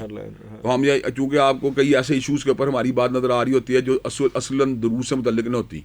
مثال دے رہا، عورت کی آزادی کی آڑ میں کوئی LGBT کی بات کرے گا تو میں کتنا دھیما رہ سکتا ہوں، اب پھر مجھے اگریسو ہونا، پھر مجھے کچھ نہ کچھ اگریسو ہونا ہی پڑے گا. اچھا، پھر انٹر سیکس کو جو اسلام نے کوک دی ہیں اس کو ٹرانسجینڈر کا ٹیگ کریں گے تو مجھے پھر کچھ اگریسو ہونا ہی پڑے گا. تو پھر آرام نہ نہیں ہو سکتا. پھر اب میں کیا کروں؟ پھر میں کیا کروں؟ مجھے پتا ہے یار میرے ملک کی ایک سینئر جو ہے نا پولیٹیشین یا پنجاب کی ایک سینئر عہدیدار بھی جو ہے بلکہ سربراہ کہہ لیں وہ ٹرانسجینڈر کو بطور انٹر سیکس پیش کر رہی ہے اپنے پہلے آغاز کی تقریر میں، تو پھر تکلیف ہوگی نا. میں کہوں یا تو جہالت ہے یا چال ہے، تو پھر مجھے تکلیف ہوگی. میں کہوں گا یار ٹرانسجینڈر کا مطلب ہی کچھ اور ہے. اب ٹرانسجینڈر کو ایک منارٹی کے طور پہ ڈیل کرنا یا ایک مارجنلائز کمیونٹی کے طور پہ ڈیل کرنا، میں تو نہیں اس کو سمجھتا. میں سمجھتا ہوں بے راہ روی ہے سیدھی سیدھی. اس بے راہ روی کے اوپر مبتلا لوگوں کی بجائے ریفارمیشن کی بات کی جائے، ان کے حقوق کی بات کرنا، تو اس کا مطلب پھر ہم ملک میں ہم جنس پرستی کو فروغ دینا چاہتے ہیں، تو پھر مجھے تکلیف تو ہوگی. تو یہ اریٹیشن ہے جو ایک اتنا زبردست قسم کا، اتنا دیکھیں میں کوئی چھوٹی بات. اب دیکھیں اللہ تعالیٰ غفور رحیم ہے کہ نہیں؟ الحمدللہ. تو اللہ تعالیٰ غفور رحیم ہے نا، اللہ کی جمالیاتی صفات بھی ہیں. اللہ نے قوم لوط کے اوپر پتھر برسا دیے، کیوں؟ آپ سمجھیں بات. اس کا مطلب اللہ تبارک و تعالیٰ کی جہاں پہ جمالیاتی صفات ہیں وہاں پہ اللہ تبارک و تعالیٰ جو حد سے تجاوز کرنے والے لوگ ہیں ان کے ساتھ پھر مجرم والا احتساب بھی کرتے ہیں. تو اللہ تبارک و تعالیٰ کے بندوں کے اندر یہ بات پائی جاتی ہے کہ وہ عمومی طور پہ دھیمے ہوتے ہیں، اور لوگوں کا وہ کہتے ہیں ہو ہلکا یارہ تو بریشم کی طرح نرم، رزم حق و باطل ہو تو فولاد ہے مومن. تو مومن کو پھر مجبوراً وہ پھر وہ ریئیکشن دینا پڑتا ہے، وہ مجبور ہو جاتا ہے، وہ کیا کرے؟ شوق سے، یہ خوشی سے نہیں ہوتا. میں وہ چھوٹی بات ہوں، یہ کوئی ایکٹنگ بھی نہیں ہوتی، یہ ریفلیکس ہوتا ہے. ریفلیکس اس طرح کا ہوتا ہے، مثال دے رہا ہوں، آپ کے بچے کو کوئی لگ جائے، وہ جس طرح کہتے ہیں چوٹ لگ جائے تو آپ چیختے ہیں وہ پھڑو پھڑو انو، بالکل کیوں؟ وہ ایک ریفلیکس ہوتا ہے. اچھا، آپ کو کوئی آپ ہنڈیا تیز اوپر اسے آگ لگی ہو، آپ اس کو چھو لیں او کر کے آپ ایک چیز نکلتی ہے آپ کی. یہ جو ہوتا ہے نا جب آپ دیکھتے ہیں منکرات کی کھلے عام حمایت کی جا رہی ہے اور معروف کو کنڈیم کیا جا رہا ہے، تو آپ کا ایک ریفلیکس ہوتا ہے، وہ آپ کے اندر سے نکلتا باہر، اور ان منکرات کو گلوریفائی کیا جا رہا ہے. تو پھر آپ کیا کر سکتے؟ پھر آ جاتی ہے زبان پہ، you have to be loud. ہاں، پھر وہی میں کہتا ہوں کیا کہتے ہیں وہ یہ کہتے ہیں وہ افسوس بے شمار سخن ہائے گفتنی خوف فساد خلق سے نہ گفتہ رہ گئی. تو میں یہ بات سمجھتا ہوں کئی مرتبہ ہم بات بھی نہیں کرتے، لیکن پھر جب لوگ مجبور کرتے ہیں بات کرنے کے اوپر تو بتائیں پھر تلخ نوائی کے علاوہ کیا کرے بندہ؟ اب اس کے اوپر ہنس تو نہیں سکتا. یعنی جب جس پر انسان کا دل اور روح جو ہے بے چین ہو. میں کو اپنی فیلنگ آپ کو بتاتا ہوں، کئی مرتبہ ایسا ہوتا ہے کہ جب میں اس طرح کی بات سنتا ہوں جس کا تعلق منکرات کی محض سے ہوتا ہے یا معروف کی مخالفت سے ہوتا ہے تو میری اندر پیلپیٹیشن کی کیفیت پیدا ہوتی ہے. جب میرے اندر میرا دل ایک بالکل حفقان کی میں چلے جائے، میں کیا کروں؟ میں اس کو کتنا ہنس کے ٹال لوں گا. آپ نے مجھے گالی جتنی مرضی دے، مجھے کوئی ٹینشن نہیں. آپ نے مجھے برا بلا کہنا کہی جائے، مجھے کوئی ٹینشن نہیں، کیونکہ میں سمجھتا ہوں کہ ہماری تعلیمات ہی یہی ہے کہ آپ کی ذات کی کوئی اہمیت نہیں اسلام میں. دائی کی ذات کو جو مرضی وہ کہہ لے، لیکن جب آپ کے یعنی مقتدر شاعر کی بات، شاعر کی مذمت کی جائے، شاعر دین کے اوپر اٹیک کیا جائے تو پھر ہم کتنا وہ ٹھنڈا رہ سکتے ہیں. بالکل، یہ بات تو بالکل ٹھیک ہے. اچھا، والدین کی طرف سے کوئی، کیونکہ اتنا علم اور اتنا دین اور اتنی پڑھائی، اتنی ریاضت کوئی یہ جو ایک چیز ہم بار بار کہتے ہیں، کوئی اسم اعظم بھی کوئی عطا ہوا، کوئی پتہ چلا؟ اسم اعظم تو آخری بات ہے، نبی کے صلی اللہ علیہ وسلم نے خود ہی بتا دی ہے. آپ نے یعنی اپنی جو آپ نے جن آیات میں اسم اعظم کے ہونے کا ذکر کیا ہے، جب ان کا کنکلوژن کیا جائے، کنکلوڈ کیا جائے انہیں، تو یا حی یا قیوم میں سے ایک اسم اعظم ہے، یا الحی ہے یا القیوم ہے. جب بھی اللہ تعالیٰ سے دعا مانگی جائے گی یا حی یا قیوم کے ساتھ دعا قبول ہوگی. اس لیے ہم یہ بات دیکھتے ہیں حدیث میں بہت سے اہم اذکار ایسے ہیں جن میں یہ ایمبیڈ ہیں، جن کے اندر ہی ہیں. مثال استغفر اللہ الذی لا الہ الا هو الحی القیوم، اس میں حی و قیوم دونوں موجود ہیں. اچھا، یا حی یا قیوم برحمتک استغیث، اس کے اندر بھی یا حی و قیوم موجود ہے. پھر قرآن کی سب سے معزز اور محترم آیت آیت الکرسی، اللہ لا الہ الا هو الحی القیوم، شروع میں بالکل شروع میں موجود ہے. اچھا، پھر نبی کریم صلی اللہ علیہ وسلم نے جو آیات بتائی ہیں، بسم اللہ الرحمن الرحیم الف لام میم اللہ لا الہ الا هو الحی القیوم وانت الوجوہ للحی القیوم، تو ان آیات کے اندر حی و قیوم موجود ہے. تو پھر کوئی جو کنکلوژن یہ نکلتا ہے کہ حی و قیوم میں سے ایک اسم اعظم ہے. اچھا، اس کی یہ بھی ایک اور وجہ بتاتا ہوں آپ کو. اللہ کی جملہ صفات جو ہے نا، اس کے دونوں ناموں کے گرد گھومتی ہیں. اللہ حی ہے اس لیے سمیع ہے، اس لیے بصیر ہے، اسی لیے خبیر ہے کہ اس میں زندگی لامحالہ زندگی یعنی لا سوال زندگی اس کو جو ہے نا اس کے پاس موجود ہے. اور وہ قائم بھی ازہد ہے. جو ازہد قائم ہوتا ہے تو اس میں ان جملہ صفات کا ہونا ضروری ہے، جن صفات کا اللہ کے ساتھ ذکر کیا جاتا ہے. تو وہ حی و قیوم کے اندر جو ہے وہ تمام چیزیں، ان کے اللہ کی تمام صفات جو ہے ان ناموں کے گرد گھومتی ہیں. تو الحی و القیوم کے ساتھ جو ہے نا تمسک اختیار کرنا چاہیے. جو الحی القیوم کا تمسک اختیار کر لیتا ہے تو اس کو جو ہے نا وہ مل جاتی منزل. اللہ اکبر. ابھی آج لاسٹ پہ اختتام پہ پہنچ رہے ہیں، لیکن ایک امپورٹنٹ چیز یہ ہے کہ کیونکہ رمضان کے مہینے میں بیٹھے ہوئے ہیں، کون سی ایسی چیزیں ہوں جو آج کے سراؤنڈنگ دیکھنے کے بعد ہم فوکس کریں کہ یار اس رمضان میں یہ 3-4 چیزیں ہمیں ضرور کرنی چاہیے. میں پولیٹیکل سچویشن بھی ہے، وہ اکنامیکل سچویشن بھی ہے، انریسٹ بھی ہے، بچے ہمارے باہر جانا چاہ رہے ہیں، نہ والدین کی بات سننا چاہ رہے ہیں. ایک والدین کے اپنے مسائل چل رہے ہیں، بچوں کے اپنے مسائل چل رہے ہیں، بے راروی بہت زیادہ ہے اس وقت. تو اس وقت اللہ تعالیٰ نے احسان کیا کہ میں اس وقت رمضان کے مہینے میں کوئی 2-4 چیزیں ایسے کہ یار یہ پکڑ لو تو باقی چیزیں خود ہی جو ہے وہ آہستہ آہستہ ٹھیک ہوتی جائیں گی. ہمارے معاشرے میں نا 2-3 چیزوں کی اصلاح کی بہت ضرورت ہے. ایک تو بات ہے کہ دین اور دنیا کی انٹیگریشن بہت ضروری ہے. یہ ہمارے معاشرے میں عام طور پہ دیکھا گیا کہ ہم دنیا کے اندر جب گھستے ہیں تو دین کو بالکل بالائے طاق رکھ لیتے ہیں. ہم کہتے ہیں یار ٹھیک ہے، شادی پہ ناچ بھی ٹھیک ہے، شادی کے اندر جو نا تنگ کپڑے بھی ٹھیک نے، شادی بے پردگی بھی ٹھیک ہے، شادی تیل بھی ٹھیک ہے، شادی مائیوں بھی ٹھیک ہے. حالانکہ شادی کے موقع کے پر یہ ساری چیزوں کا خیال کرتے ہوئے شادی ہو سکتی ہے، کوئی مسئلہ کی بات نہیں. اچھا، پھر ہم تعلیم کے میدان میں جاتے ہیں، یار کو ایجوکیشن بھی ٹھیک ہے، لڑکے لڑکیاں ملنا بھی ٹھیک ہے، اور ایک گلے میوزک کی تعلیم بھی ٹھیک ہے، فلاں بھی ٹھیک ہے. حالانکہ ان چیزوں کو اوائڈ کر کے بھی تعلیم حاصل ہو سکتی ہے. ایک تو بات ہے دین و دنیا کی انٹیگریشن. دوسری بات یہ ہے کہ ہمارے یہاں ناشکری بہت پائی جاتی ہے. ہم اللہ تعالیٰ کی نعمتوں کا جب پاس نہیں کرتے، جس کا نتیجہ اللہ تعالیٰ نعمتیں چھین لیتا ہے. اللہ نے قرآن میں ایک بستی کا ذکر کیا، اس کو 3 نعمتیں حاصل تھیں. ایک امن، ایک اطمینان، امن خارجی، اطمینان داخلی. اچھا، تیسری نعمت اس کو حاصل تھی کہ رزق بھی ہر جگہ سے آ رہا تھا. تو اللہ کا ضرب اللہ مثلا قریۃ کانت آمنۃ مطمئنہ یاتیہا رزقہا رغدا من کل مکان فکفرت بانعم اللہ، نے اللہ کی نعمتوں کی ناشکری کی، کا انکار کیا. فاذاقہا اللہ لباس الجوع والخوف بما کانوا یصنعون، اللہ نے ان سے امن کو چھین کر ان کے اوپر خوف کو مسلط کر دیا، اور رزق کو چھین کر ان کے اوپر بھوک کو مسلط کر دیا. اب میں آپ کو اس کی تھوڑی مثال دیتا ہوں. اللہ کے لیے مثال نہیں، صرف سمجھانے کے لیے مثال ہے. آپ کا ایک بچہ ہے، آپ اس کی جملہ ضروریات پوری کرتے ہیں، وہ تھینک فل بھی ہے. آپ بتائیں عنایات بڑھیں گے کہ نہیں؟ اچھا، اس کے بعد ایک بچہ جس کی جملہ ضروریات پوری کرتے ہیں لیکن وہ ہر وقت آپ کو اریٹیٹ کرتا ہے، ٹیز کرتا ہے، اس کے ساتھ جو اپنے پہلے دیا وہ بھی چھینے گا کہ نہیں؟ ہاں بالکل بالکل ایسا. اور کہیں گے فاروق اور رہنو بچہ اپنا سگا بچہ ہے، لیکن جو آپ کو بہت ٹیز کر رہا ہے اور آپ کی ہر بات میں شکری کرتا ہے، وہ کی دیتا ہے تھی من کھان واسطے، تھی کی دیتا من پان واسطے، تھی پڑھایا من کتنے. آپ بتائیں اس بچے کا ساتھ آپ کا کیا رویہ ہوگا؟ اور ایک بچہ کہ آپ کے میرے پہ بڑے احسانات ہیں، آپ نے بڑی میرے ساتھ حوش اخلاقی کی، آپ نے بڑی اچھی تربیت کی، وہ بچہ آپ کی زیادہ وہ شفقت کا ہوگا نا. یہ وہ بات ہے آپ کو. اچھا، ایک بات یہ. اور تیسری بات کو یہ بتاؤں گا، نہ شکری بات. تیسری بات گناہوں سے اجتناب. جو گناہ انسان کا سب سے بڑے دشمن ہے، یہ انسان کی زندگی مصیبتوں کو لے کے آتے ہیں، بیماریوں کو لے کے آتے ہیں، پریشانیوں کو لے کے آتے ہیں. اللہ نے خود کیا ما اصابکم من مصیبہ فبما کسبت ایدیکم، جتنی بھی مصیبتیں تمہیں آتی ہیں تمہارے اپنے گناہوں کی وجہ سے آتی ہیں. جو بندہ گناہوں سے اوائڈ کرنا شروع کر دیتا ہے نا، اور نیک ایمان اور عمل صالح زندگی اتارنا شروع کرتا ہے، پھر اس کی زندگی پتہ کس طرح کی ہوتی ہے؟ من عمل صالحا من ذکر او انثی وهو مؤمن فلنحینہ حیاۃ طیبۃ. جو بھی ایمان اور عمل صالح زندگی اتارے گا مرد ہو یا عورت ہو, اللہ اس کو حیات طیبہ عطا فرمائے.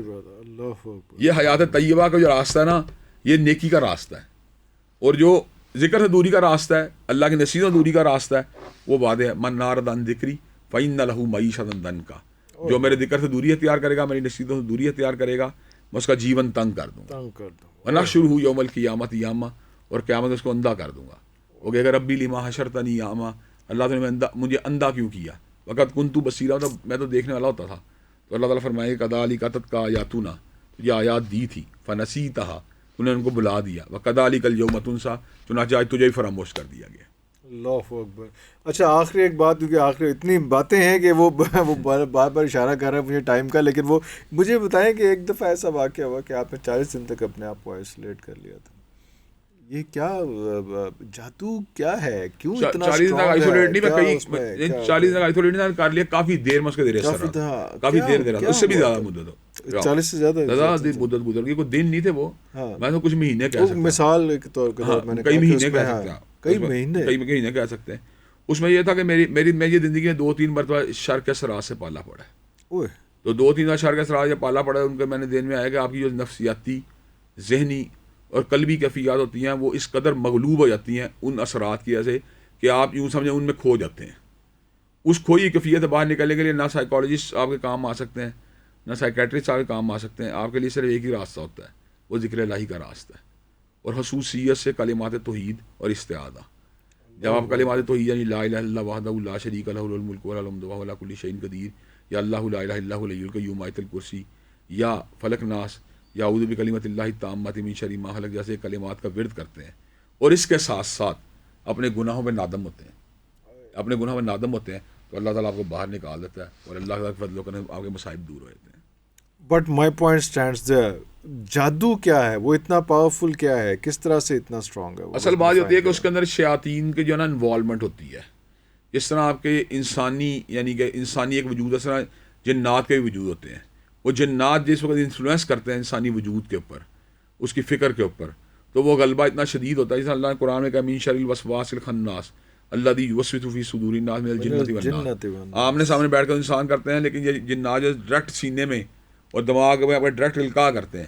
وہ القاء جب ایک بات ہے, ایک روٹین کا القاء ہوتا ہے, جب جادو کے ذریعے اس کی فریکوینسی بہت بڑھ جاتی ہے. جب فریکوینسی بہت بڑھ جاتی ہے تو الٹیمیٹلی بھی ذکر الہی کی فریکوینسی بڑھانی پڑتی ہے. جب تک وہ نہیں بڑھے گی اس وقت اس کا جو ہے نا, جسے کہتے ہیں وہ کہنا نیکیاں برائیوں کھاتی ہیں, اسی طرح جو صاف پانی ہے گندے پانی کو کھاتا ہے. تو یہ جادو کا اثرات ہوتا ہے نا, یہ روحانی کلام, تو وہ اپنا فلٹر تیز کرنا پڑتا ہے. پھر آپ جب اللہ کے بدلے آپ چھوٹ جاتی ہے آپ کی جان. اور یہ میں سمجھتا ہوں یہ بھی اللہ کی طرف سے ایک آزمائش بھی ہوتی ہے, اور میں اللہ کی قربت کا بھی ایک راستہ ہوتا ہے. ارے واہ, قربت کا بھی راستہ ہے. تو اس کے لیے کیا کیا چیزیں ہیں, کون کون سے ورد ہیں؟ پہلی بات ہے سورہ بقرہ جو بندہ پڑھ سکتا ہے پڑھے. اب پاکیزگی ہے, وضو ہے, وضو سے رہنا, وضو ہے, وہ تو ان اینی کیس, اور کلمات توحید یعنی آیت الکرسی اور لا الہ وحدہ لا شریک لہ الملک وله علی کل شیء قدیر, فلق ناس اور اعوذ بکلمات اللہ التامۃ من شر ما, یعنی استعاذہ, اللہ سے پناہ کو طلب کرنا. یہ چیزیں کے ساتھ استغفار کرے اللہ سے. استغفار اصل میں تو میں سمجھتا ہوں ہمارے اپنے گناہ ہوتے ہیں جو کسی نہ کسی آزمائش کا یا تکلیف کا سبب بن جاتے ہیں. جب ہم اللہ سے کثرت سے معافی مانگتے ہیں تو انسان کو نجات مل جاتی ہے. لیکن نظر بھی تو ہے ایک چیز. ہاں, نظر کے اندر بھی یہی چیزیں ہیں. فلق ناس جب آپ پڑھیں گے تو اس کا مطلب اللہ کی پناہ کو طلب کیا نا, جب پناہ کو طلب کریں گے تو وہ اس کے راستے میں پناہ حائل ہوگی اس نظر کے اندر جو ایول آئی نے آپ کا اثر کیا تھا. تو جس طرح جادو آپ کے اوپر انفلوئنس کرتا ہے, اس طرح ایول آئی بھی آپ کا اثر انداز ہوتی ہے. جو ایول آئی کا اثر انداز ہوتی ہے تو اس کے لیے بھی وہی کلمات توحید اور استعاذہ, یعنی کہ وہ فلق ناس اور وہ کلمات جن میں پناہ طلب کی گئی اللہ سے, جب ان کو کثرت سے بیعت کرتے ہیں تو پناہ کس کی مانگ رہے ہیں؟ اس علیم و خبیر کی مانگ رہے ہیں. جب اس کی پناہ میں آپ آ جائیں گے تو چیزیں ڈیلیوٹ ہو جائیں گی. بس یہ نظر ہو یا جادو ہو یا کوئی ہو یا حسد ہو, حسد بھی ایک حسد کا ذکر اس میں ہے نا, من شر حاسد اذا حسد, وہ سب کچھ ساری چیزیں اس میں ایڈ کر کے رکھی ہوئی ہیں, ساری چیزیں ایڈ کر کے رکھی ہیں. واہ واہ واہ سر, بہت شکریہ آپ کے ٹائم کا. دل تو کر رہا ہے کہ بہت ساری باتیں کریں, لیکن اوبیسلی کچھ ہمارے لیے بھی وقت کی تنگی ہے. انشاءاللہ آپ کو دوبارہ زحمت دیں گے, اور امید کریں گے کہ جیسے جیسے جب ہم آپ کو کہیں گے آپ ضرور ہماری رہنمائی کے لیے پہنچیں گے. اجازت دیجیے, اللہ حافظ.